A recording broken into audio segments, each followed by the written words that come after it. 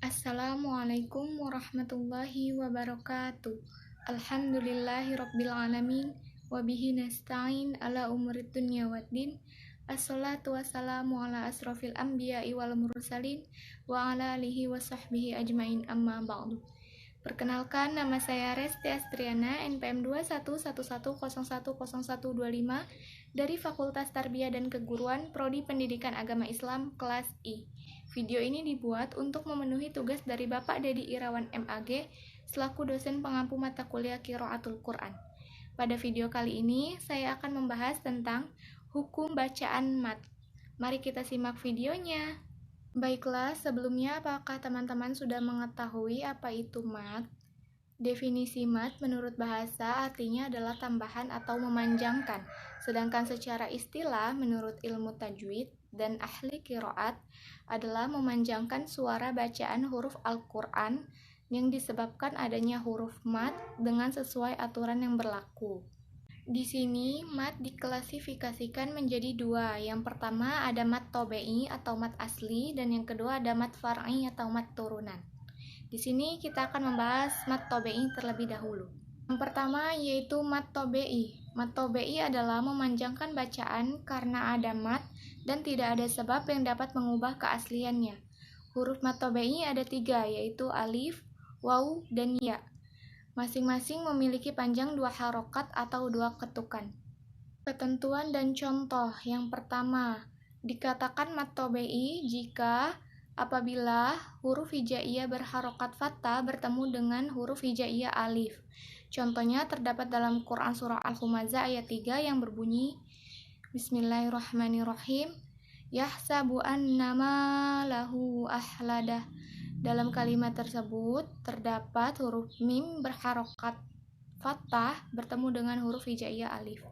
Yang kedua yaitu apabila huruf hijaiyah berharokat kasroh bertemu dengan huruf hijaiyah ya sukun. Contohnya terdapat dalam Quran surah Al-Quraish ayat 4 yang berbunyi Alladzi at'amahum min ju'in wa amanahum min khauf.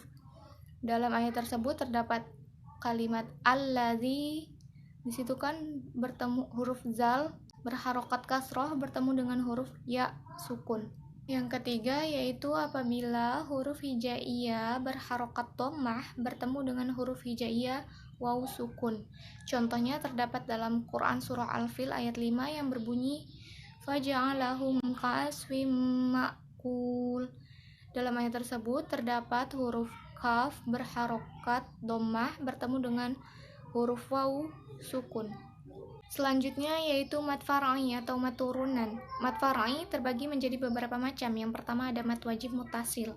Mat wajib muttasil yaitu apabila terdapat bacaan mat dan bertemu dengan huruf hamzah dalam satu kalimat, maka dibaca 2 atau 5 harokat.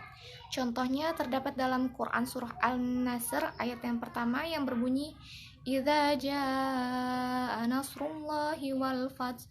Dalam ayat tersebut, di dalam kalimat idza jaa itu menunjukkan huruf jim berharokat fathah bertemu dengan hamzah dalam satu kalimat. Yang kedua yaitu mat jaiz munfasil. Hukumnya apabila terdapat bacaan mat tobe'i bertemu dengan huruf hamzah di lain kalimat, boleh dibaca 2 atau 5 harokat. Contohnya terdapat dalam Quran surah Al-Baqarah ayat 44 yang berbunyi qalu amanna. Dalam ayat tersebut menunjukkan hukum bacaan mat jaiz munfasil. Selanjutnya ada mat silah tawilah. Hukum bacaannya apabila terdapat hukum bacaan mat silah bertemu dengan huruf hamzah di dalam satu kalimat. Contohnya terdapat dalam Quran surah Al-Baqarah ayat 93 yang berbunyi ya'murukum bihi imanukum. Dalam ayat tersebut menunjukkan hukum bacaan mat silah tawilah. Selanjutnya yaitu mat badal. Hukumnya apabila terdapat huruf hamzah bertemu dengan mat yang bermula dari huruf hamzah mati atau sukun, kemudian huruf hamzah ini diganti menjadi alif, waw, atau ya, maka dibaca 1 alif atau 2 harokat.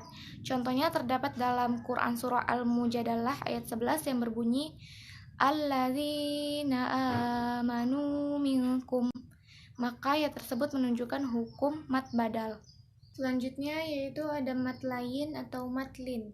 Hukum ini terjadi apabila terdapat huruf berharokat fathah dan dhamma bertemu dengan huruf ya atau wawu bertanda sukun, sedangkan di depannya lagi ada satu huruf yang dimatikan karena waqaf atau berhenti. Contohnya dalam Quran surah Al-Baqarah ayat 2 yang berbunyi Zalikal kitabu la raiba fihi hudal lil muttaqin. Dalam ayat tersebut menunjukkan hukum bacaan matlin atau matlayin. Selanjutnya yaitu mat lazim mukhafaf kilmi, yaitu mat badal sesudahnya berharokat sukun. Panjangnya 6 harokat. Contohnya terdapat dalam Quran surah Yunus ayat 91 yang berbunyi Al-ana wa qad asaitu qablu wa kunta minal mufsidin. Dalam ayat tersebut menunjukkan hukum bacaan mat lazim mukhafaf kilmi. Selanjutnya yaitu mat arid li sukun. Mat arid li sukun ketika huruf mat setelahnya berupa hukum sukun arid. Sukun arid yaitu ketika huruf berharokat dibaca waqaf sehingga disukunkan. Hukum ini berlaku apabila dibaca secara waqaf. Panjangnya boleh 2, 4, atau 6 harokat. Contohnya terdapat dalam Quran surah Al-Ma'un ayat 1 yang berbunyi Ara'aital ladzi yukadzibu biddin. Dalam ayat tersebut menunjukkan huruf dal berharokat kasroh bertemu dengan ya sukun, kemudian setelahnya ada huruf nun, dibaca waqaf. Selanjutnya contoh kedua terdapat dalam Quran surah Al-Fatihah yang berbunyi Alhamdulillahi Rabbil Alamin. Dalam ayat tersebut juga sama menunjukkan hukum bacaan mat arid li sukun. Selanjutnya yaitu mat iwat, apabila setiap huruf yang berharokat fathah tain ketika diwakafkan maka dibaca fathah dengan panjang 2 harokat, kecuali apabila fathah tain berada pada tak marbutoh ketika diwakafkan maka membacanya seperti hak sukun. Contohnya terdapat dalam Quran surah Al-Fat ayat 28 yang berbunyi wa kafa billahi syahida. Dalam ayat tersebut terdapat huruf dal fathah tain yang diwakafkan ketika dibacanya menjadi dal fathah. Contoh yang kedua terdapat dalam Quran surah Al-Tolaq ayat 4 yang berbunyi min amrihi yusra. Dalam ayat tersebut juga sama mengandung hukum bacaan mat iwat. Selanjutnya yaitu mat farqi, yaitu mat badal yang sesudahnya berupa huruf bertasjid, panjangnya 6 harokat. Contohnya terdapat dalam Quran surah An-Naml ayat 59 yang berbunyi ala ibadihil ladzina istafa Allahu khairun amma yusyrikun. Dalam ayat tersebut menunjukkan hukum bacaan mat farqi. Selanjutnya yaitu mat lazim mutsaqal kilmi, yaitu apabila terdapat huruf mat atau bacaan mat sesudahnya berupa huruf yang bertasjid, panjangnya 6 harokat. Contohnya terdapat dalam Quran surah Al-Baqarah ayat 139 yang berbunyi Qul tuhajjunana. Dalam ayat tersebut menunjukkan bahwa huruf ha berharokat fathah bertemu dengan huruf jim yang bertasjid, maka ayat tersebut menunjukkan hukum bacaan mat lazim mutsaqal kilmi. Selanjutnya yaitu mat tamkin, apabila ada ya sukun yang didahului dengan ya bertasjid dan berharokat kasroh, maka panjangnya 2 atau 6 harokat. Contohnya terdapat dalam Quran surah Al-Maidah ayat 111 yang berbunyi wa iz auhaitu ila al-hawariyina min aminu. Dalam ayat tersebut menunjukkan hukum bacaan mat tamkin. Selanjutnya yaitu mat lazim harfi musyabbah, yaitu apabila pada permulaan Al-Quran terdapat salah satu huruf diantaranya yaitu huruf sin, shod, ain, qaf, kaf, lam, dan mim, maka dibacanya sesuai dengan namanya panjang yaitu 6 harokat. Contohnya terdapat dalam Quran surah Yasin ayat pertama yang berbunyi Yasin. Itu menunjukkan hukum mat lazim harfi musyabbah. Contoh yang kedua yaitu terdapat dalam Quran surah Al-Imran ayat 1 yang berbunyi Alif Lam Mim. Dalam ayat tersebut juga menunjukkan hukum mat lazim harfi musyabbah.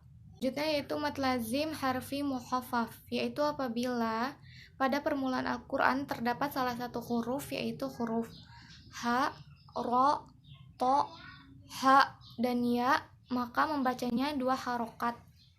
Contohnya terdapat dalam Quran Surah Yunus ayat 1 yang berbunyi Alif Lam Ro.